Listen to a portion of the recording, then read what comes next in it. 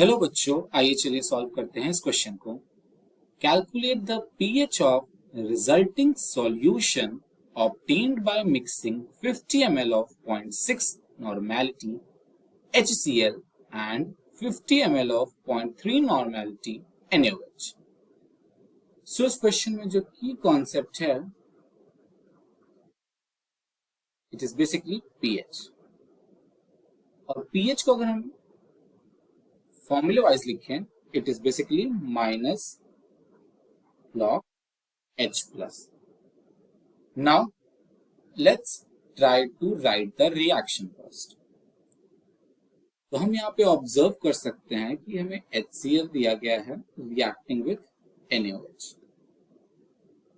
It's just a simple displacement reaction, double displacement basically. We will get NaCl plus H2O. अब अगर हम बात करें कि ऐसा कोई मोनोवेलेंट इलेक्ट्रोलिसिस हो रहा है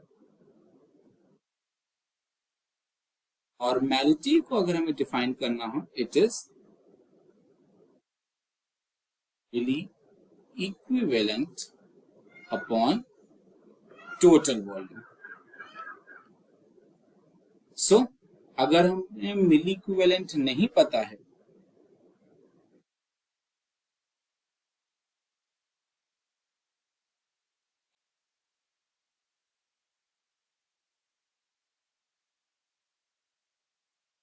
multiplied by total volume.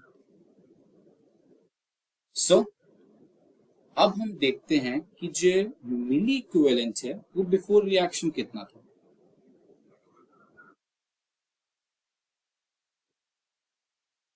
सो हमें यहां पर दे रखा है कि 50 ml ऑफ 0.6 नॉर्मैलिटी HCl। तो हम यहाँ पे 50 को 0.6 से मल्टीप्लाई करेंगे, so we will get 30। In same way अगर हम NaOH की बात करें, it is 50 ml of 0.3 normality NaOH। So we will get 15 over here. अभी बिफोर रिएक्शन की बात है तो यहां पर कैलकुलेट करने की जरूरत नहीं, क्योंकि प्रोडक्ट्स अभी हमारे बने नहीं है। Next up M equivalent after reaction. अब हम यहाँ पे देख सकते हैं जो मिली इक्विवेलेंट HCl का है वो 15 ज्यादा है NaOH से। सो यहां पर तो ठीक है, यहां पर 0 हो जाएगा ये, बट लेकिन यहां पे अभी भी 15 मिली इक्विवेलेंट बचा हुआ। And in product side, we can say it is 15 milliequivalent of NaCl and 15 milliequivalent of H2O.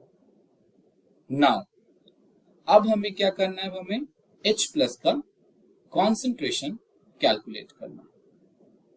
तो जैसा मैंने कहा कि एक मोनोवेलेंट इलेक्ट्रोलिसिस है, तो यहाँ पर जो मोलैरिटी है वो डायरेक्टली प्रोपोर्शनल हो जाएगी और डायरेक्टली इक्वल हो जाएगी नॉर्मैलिटी के। सो इन दिस पर्टिकुलर केस अगर हम देखें तो हमारा टोटल वॉल्यूम कितना होगा। अगर हम टोटल वॉल्यूम की बात करें, it is basically 50 ml plus 50 ml, that is 100 ml।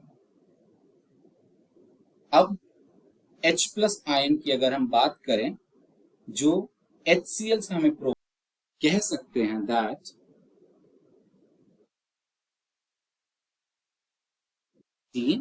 divided by 100 is equal to 0.15 m। अब हमें pH कैलकुलेट करना है, which is minus log H plus, which is minus log 0.15। So अगर हम इसको कैलकुलेट करेंगे, we can say that it will be 0.8239।